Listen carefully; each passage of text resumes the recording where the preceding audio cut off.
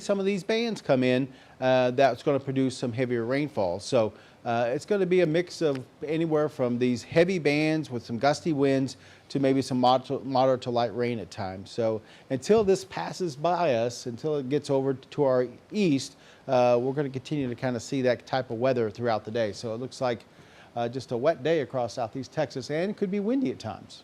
Right, and we hear, you know, all of it, the rain coming down, but 3 to 7 inches, we really can handle that much rain in the area. I mean, you think about some of our other storms where we got, what, 30 inches of rain, and we think that's not going to be the case here, even though rain is the significant factor. Yeah, you look back at Harvey, that was a record breaker. We had the most rain with one storm all time, 60 inches over in Nederland. Yeah. And so when you're talking 3 to 7 inches, it sounds kind of like a joke almost, you know. But like I said, we have that flash flood watch out, and if one of these bands can drop a quick, you know, 3 or 4 inches in an hour's time, and which is possible, that's where you might run into some localized flooding as far as some street flooding and things like that. Are we going to see rivers rise up or creeks rise up real quick and flood out a large region? No, that's not going to happen. It's going to be this localized flash flooding that could occur with some of these bands that come through the area, and that's what we're going to be watching for today. Now, I saw a lot of viewers last night as Patrick was doing his forecast saying, okay, Harvey was a tropical storm. Don't tell us it's just a tropical storm. How is this different from Harvey? Well, first of all, Harvey was a major hurricane when it made landfall in South Texas. So when it passed by us, it was a tropical storm. But when it made landfall, it was a hurricane. And before it even made landfall, we were getting rain from Harvey while it was still a hurricane. We were well drenched before. Then it went into Texas. We still got rain from Harvey, stayed there for a couple of days, then came back out and moved past us as a tropical storm, still giving us rain. So we had 4 days of on and off rain, where it was heavy rain. We broke the all-time one-day record with 26 inches of rain in one day. Oh, wow. So Harvey was a completely different thing than what we're seeing with Hurricane Nicholas. Now, it is going to slow down, at least according to the National Hurricane Center. And we don't want it to do that, though, right? Yeah, I mean, I'm going to jump out and go back over the computer and put the latest track up again. It is supposed to, you know, Hurricane Center says it will slow down, but that's so right now it's moving at 12. No, it's moving to the north-northeast at 10. Oh, okay. And it will slow down according to the track, but most of that's going to be... As long as it doesn't stall. Yeah, that's going to be as it gets past us, as it gets over into parts of Louisiana. You can see right now, north-northeast at about 10 is the current movement on this. Now here's the track once again. 7 a.m. this morning, it's going to be getting close to Houston or just west of Galveston Bay. Then it's going to take its time going through, say, Liberty County into southeast Texas as we head towards this evening. And then by tomorrow morning, they expect it right along the Sabine River, pretty close to about Orange. So at that time, winds are all the way down to about 35 miles per hour. Then here's the track. You see how it slows down. You see how it just kind of creeps along there Wednesday into Thursday. The interesting thing about this is, I was looking at some of the computer models, I was talking about Patrick about this, is the majority of the computer models don't do this. They show it coming in and then just moving out of here very quickly as we head into Thursday. They don't show this slowdown. So Patrick and I were kind of going, wonder why they're slowing it down so much. So we'll have to wait and see. Like I said, this has not really been a typical of a storm that we've seen really kind of do what the Hurricane Center thought it was going to do. You know, it was supposed to make landfall a little bit farther south. It kind of jumped around out in the Gulf of Mexico. Kind of hugged the coast for a long time? Yeah, the center was like south of Brownsville, and then the next update it was north of Brownsville. So it's been jumping around. So something to continue to watch as we go through the next 24 to 36 hours. But right now, it looks like it is moving, and as we'll continue to kind of move north and east as we go through today and then into tomorrow. And we'll have to wait and see. Once again, this thing is really loaded up on the east side as far as some of the heavier rainfall. But you get on the west side, there's not much out there. And you can see also the center of this thing, it's not sitting still, it's moving north. So it is moving at a decent clip at 10 miles an hour. So it's not stalling right now, it is moving, and it'll continue to move as we go throughout the day. It's these bands that we got to watch for. Here's one right there, and this is the one that brought us that wind gust.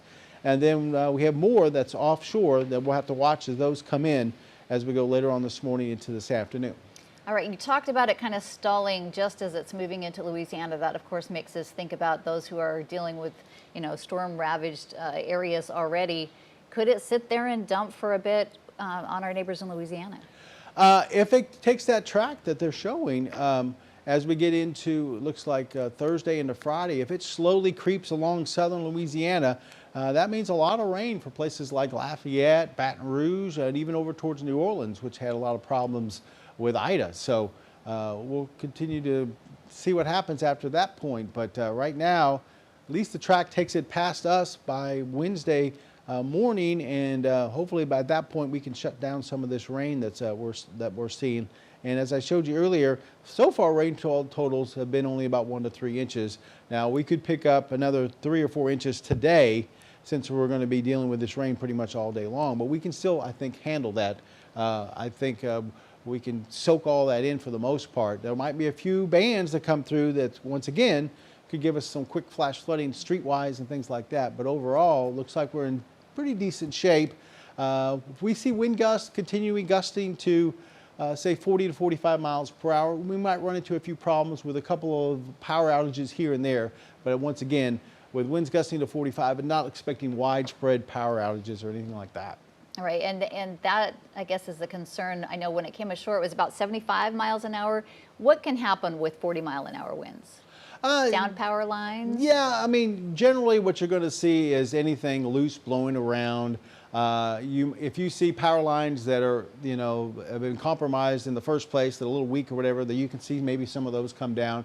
We're not talking about utility poles being knocked over, sure, or houses being damaged or anything like that. I mean, with a general thunderstorm, we have wind gusts of 40 to 60 miles an hour. So it's not anything that it's going to be producing widespread damage or anything like that. We're talking about areas that kind of typically lose power when it gets windy outside or you get a lot of rain. That's what we could possibly see. Like I said, these little sporadic power outages here and there. We're not expecting to see thousands without power or anything like that. Now, this storm, as you were mentioning, very lopsided. How is that a benefit to us, that it's not, a very circular with a big eye that you can see there? Yeah, well, the benefit for us is we get rain today, and then after that, once it moves, say, Sabine River eastward, we're done with the rain. We can shut it down. We don't have to deal with it. If this was a storm where it wrapped all the way around as a major hurricane, we could see rain not only today, all day today, but all day again tomorrow and maybe even to Thursday. But at this point, it looks like today will be the day we have to deal with the rain. And then as we get into tomorrow, it should start to really die down as this thing moves off towards the east. So it basically going to give us one day of some maybe heavy rainfall as opposed to 2 or 3. And again, that heavy rainfall, you're thinking now until about what time? I think pretty much during the day we're going to be seeing off and on, bands come in, which could produce an inch of rain here or there. So I think throughout the day, until this storm actually pushes overhead or just to our east, we can deal with some of this heavy rain. So. And now they do have rescue crews on standby, ready to go into areas if somebody has high water. The speed is really the factor here, and how quickly we can get it in and get it out of here. I know our storm trackers out there kind of monitoring the roadways, but those low-lying areas, the roads that typically flood, definitely are going to flood. Yeah, especially with a couple of these bands, we pick up a quick 1 or 2 inches of rain in a half an hour to an hour's time. You're going to see some quick localized flooding on some of the feeder roads and things like that, where we typically see that in just a general shower or a general thunderstorm that passes through. So wouldn't be surprised if we see a little bit of that today. But as far as widespread flooding, we're not anticipating that today. All right, I'm getting some questions about individual cities. With the change, because it did come, I guess, a bit farther south and move more east than it was originally, how does that change who will get the most rain in our area?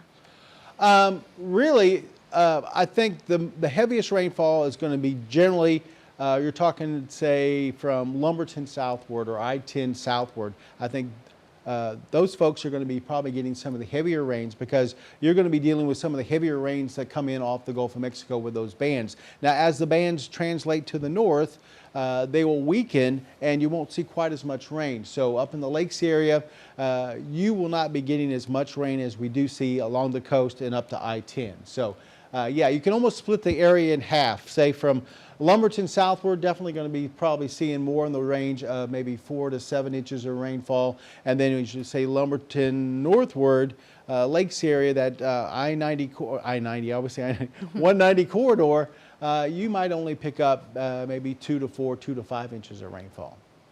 Okay, and of course, people are our eyes and ears out there. If they're out and can safely get video, that really helps us to be able to see what's happening in their areas, right? Yeah, for sure. If you got some rainfall, or just some ponding on some of the streets around your house, or you might get maybe a weak limb or something like that that's blown down or something. Just anything that shows us what's going on. Video is always nice to get a little video clip of what's going on, especially when some of these bands pass through the area.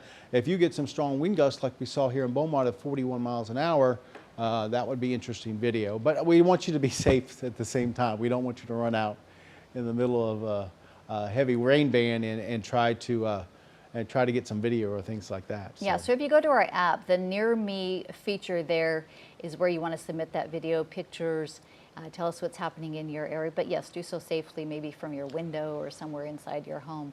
Or maybe just a picture of you guys with your family. And what are you doing? And you're just hunkered down. How are you passing the time? Yeah, you're just hunkered down and waiting for the rain to move through, yeah. And hopefully, we haven't had any widespread power outages, but hopefully we won't see any of those. And it looks like from this video, this is our storm tracker going through the streets of Beaumont there, just passing and getting close to 69 there.